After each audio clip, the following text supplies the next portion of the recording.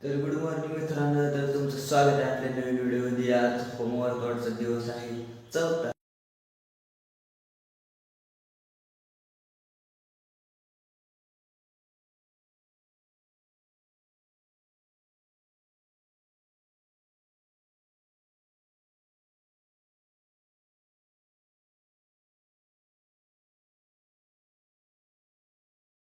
तर आपण आता दुसरा सेट डिप्सचा घेणार आहे, तर तुम्ही व्हिडिओ लास्टपर्यंत.